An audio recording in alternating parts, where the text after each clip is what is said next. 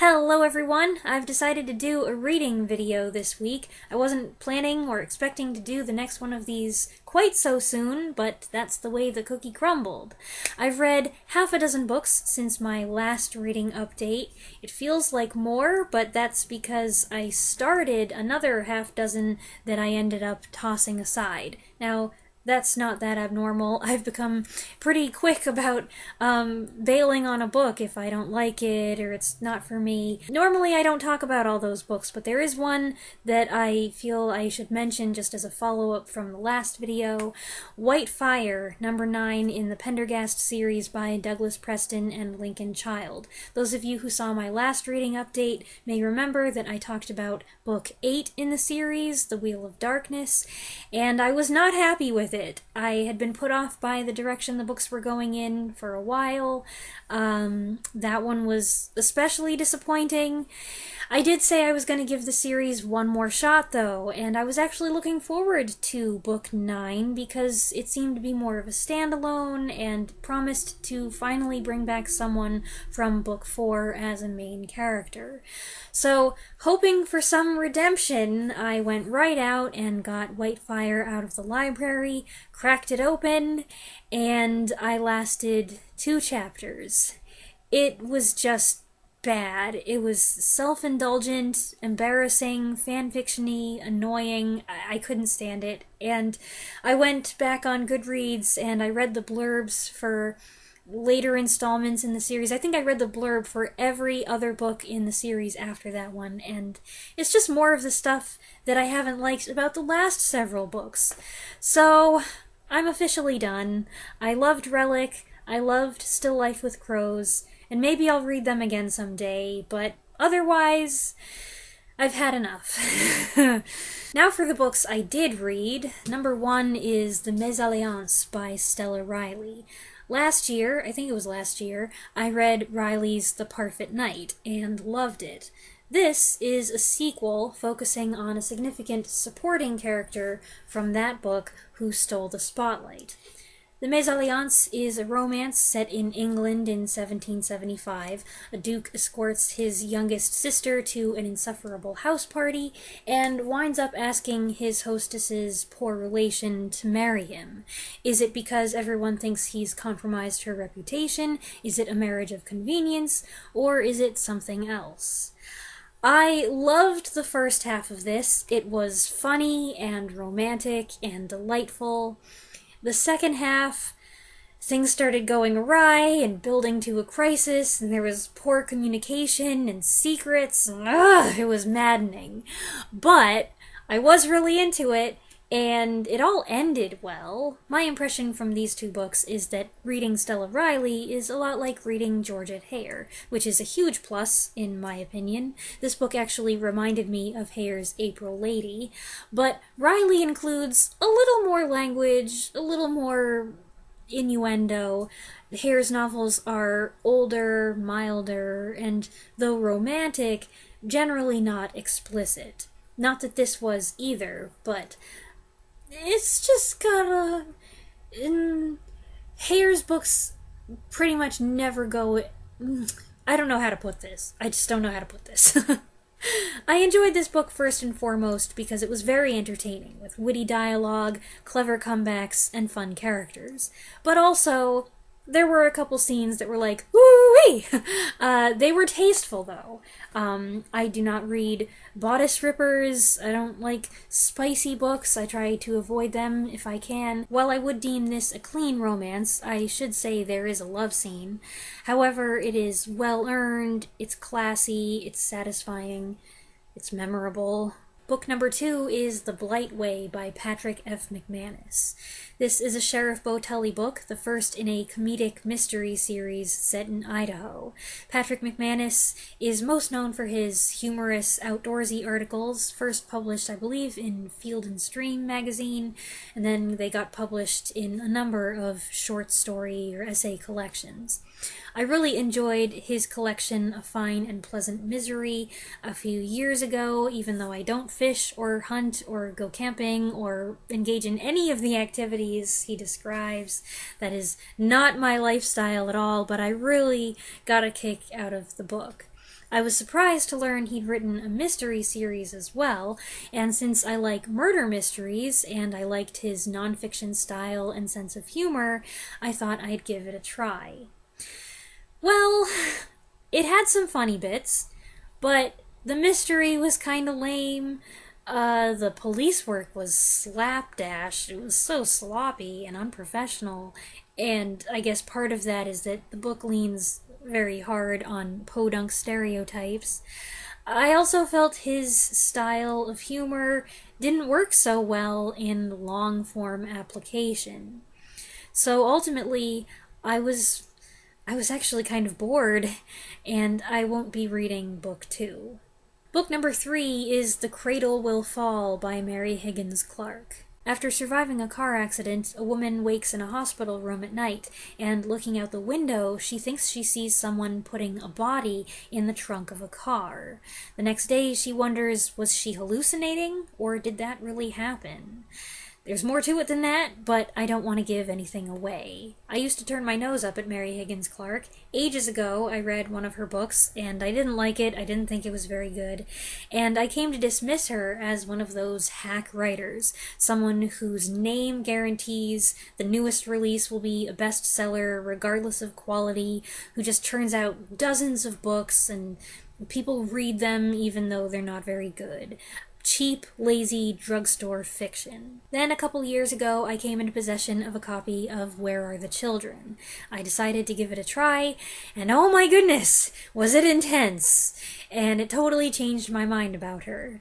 I've been meaning to read another of her books ever since, and I finally picked this one. The Cradle Will Fall is a good, creepy murder mystery/thriller with some real edge-of-your-seat suspense.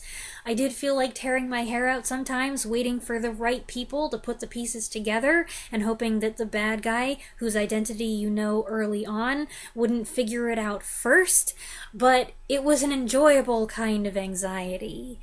I do think the book dropped the ball in the big finish. There were one or two awfully convenient events, and there's one outcome that's frustrating. Plus, the climax had something that made me woozy. But, while I don't think the book was as effective as Where Are the Children, it was still a very good thriller, and I liked the sinister premise. Book number 4 is The Gunseller by Hugh Laurie. Yes, that Hugh Laurie, the actor, comedian, and musician, is also a writer.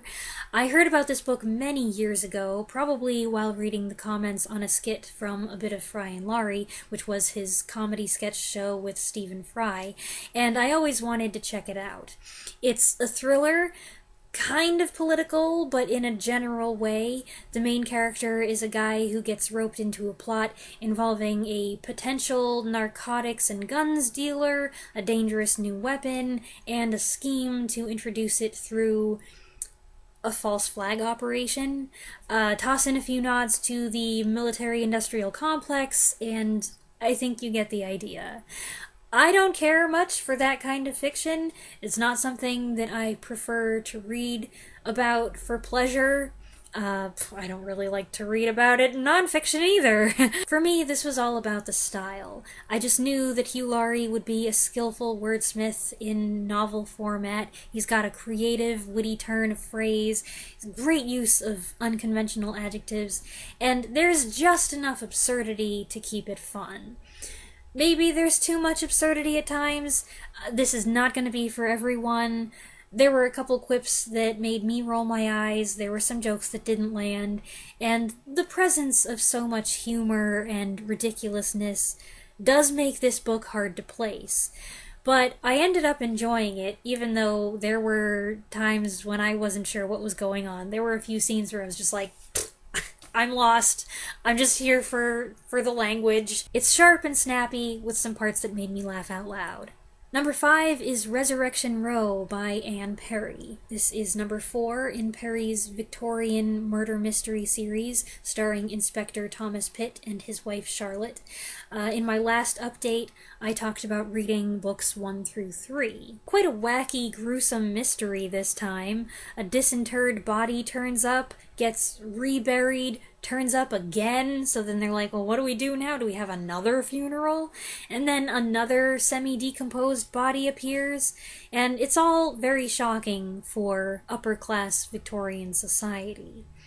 The tone is mostly serious, but there were a couple little bits of macabre humor there, and I did enjoy that. It takes a more sordid turn at the end, as I'm finding these books generally do, and I'm not sure I liked the reveal, but I did enjoy the book overall. I've liked all of the Inspector Pitt books I've read so far. There are many more books, and I was planning to keep going. I own 2 more books from later in the series. But after I read this one, I stumbled across some information about the author that is so shocking that I'm not sure I can continue. It has changed my perspective on the author and the books so drastically that I don't know if I can keep reading them without constantly thinking about it.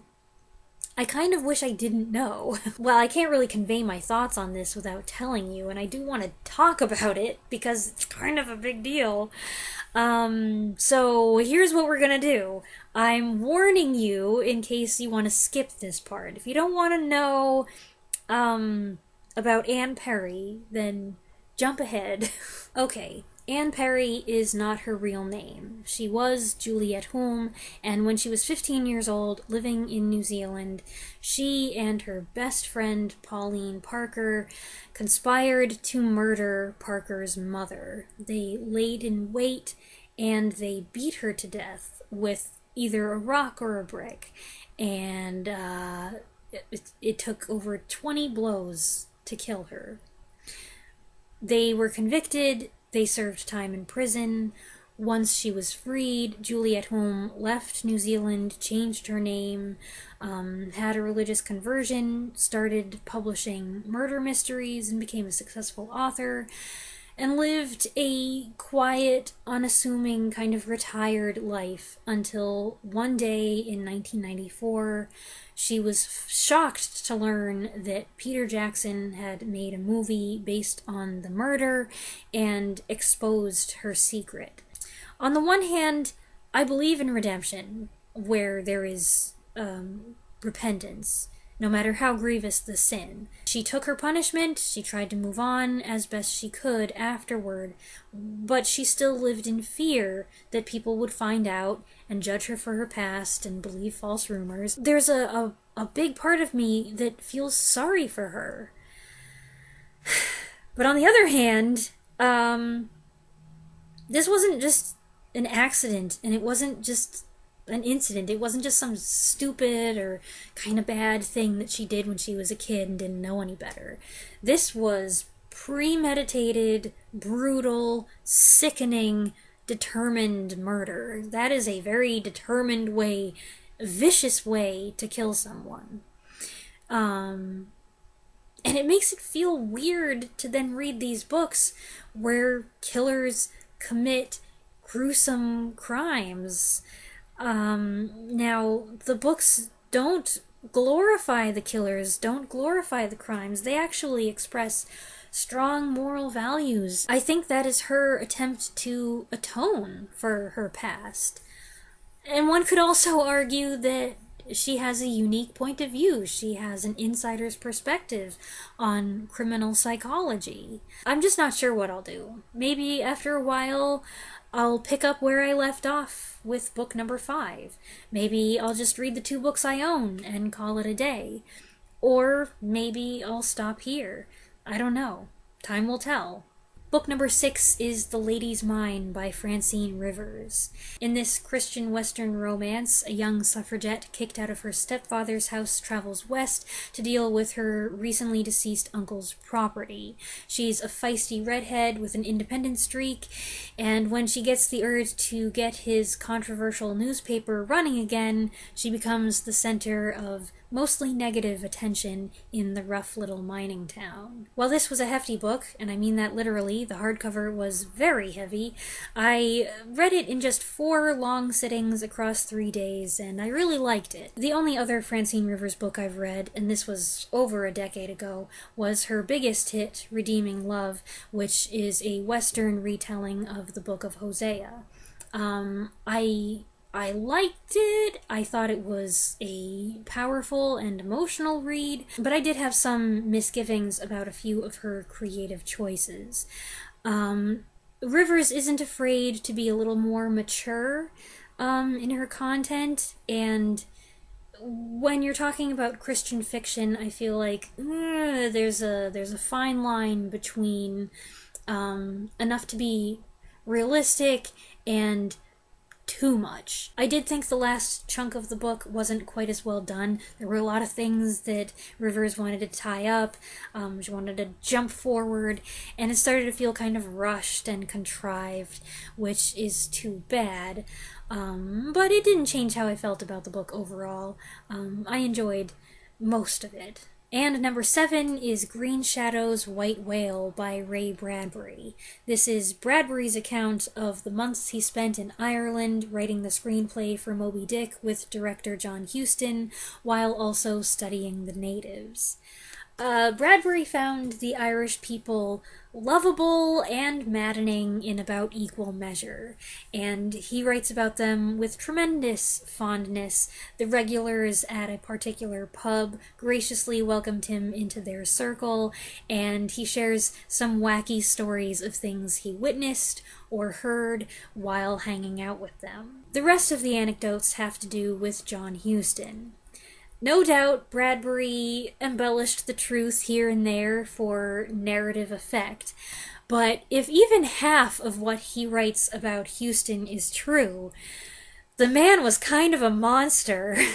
He made some great movies, but yikes! The browbeating, the practical joking, oh my goodness, he's so cruel to his wife, and then cruel to Bradbury. Bradbury speaks of himself as a still young, naive writer, just starting to make his name. He was sensitive, with low self-esteem, and that made him an easy target. Huston was already a really big deal, larger-than-life personality, and just, oh man, could mop the floor with Bradbury. And there are some chapters, some scenes that are painful. But included in the book is Bradbury's short story Banshee, which I learned he wrote as a way to vent his feelings and get some revenge on Huston, even if it was just in literary form. And the crazy thing is that at the end of the experience, I think he still loved and admired Huston and looked up to him as a hero. I enjoyed the book overall. There were times when I felt it got a little tedious. It's kind of like reading a short story collection in a way, although there are a few chapters that all go together. And I don't like to just sit down and read a short story collection, one short story after the other. So I kind of had to figure out how to read the book. Sometimes it was best if I set it aside for a day or two. But there were stories that would take an unexpectedly hilarious turn, or he would reel me back in with that delicious prose of his. Nobody writes quite like Ray Bradbury. That was the end of the video, but I went and finished another book, so here's one more review. Book number 8 is The Woman in Black by Susan Hill. In this gothic ghost story set in the early part of the 20th century, a young lawyer is sent to a secluded house to attend to the affairs of its recently deceased owner. While there, he's disturbed by his encounter with a mysterious woman. I think it was last October, I watched the 1989 TV adaptation of this, and I really liked it. I tend to steer away from ghost stories, partly because I'm just not really into them, and partly because I try to avoid anything occult or paranormal. But I liked the film. There wasn't anything in it that I was like, ooh, no, I don't want to see this. And I had some interest in reading the book. I was further encouraged to check it out when one of my viewers read it. So I got it out of the library. It is relatively short. My copy is only 160 pages long, and the font is kind of big. It has a slow start, and the story takes its time, but what it lacks in action, it makes up for in atmosphere and mood. The setting is ideal for this kind of story, and Hill's choice of descriptors and metaphors in certain spots cleverly invokes ominous and sinister associations. It was still a creepy read, even though I had already seen the film, and enough time had gone by that I had forgotten some things. And I can now report that that film is a very good adaptation. There are some changes, of course, there are always changes, and for the most part, they don't make a huge difference until you get to the latter part of the story. There's a major change there that I think it was to further demonstrate the protagonist's psychological distress, but it was an extreme addition. One thing I thought was interesting about my copy, at least, I don't know if it's in all editions of the book, is that it is illustrated. Each chapter has a couple inky drawings, and what's depicted is relevant to the chapter. There was one instance where the drawing was inserted a few pages earlier than it should have been, and so it kind of spoiled the chapter's surprise. I like the drawings. The only thing is that they're kind of cute. I guess one could say that they're spooky, but I don't know. The characters, they've got these beady little eyes. Anyway, I liked the book. It has some slow spots, and ultimately I would say the story is more melancholy and tragic than frightening. But it is a good, spooky read for a cool autumn evening. And now I'm done. That's what I've been reading in the last couple months. I hope you enjoyed this video. You can share what you think or what you've been reading, if you like, in the comments below. And I'll be back next week to talk about what else I saw in September. Thanks for watching.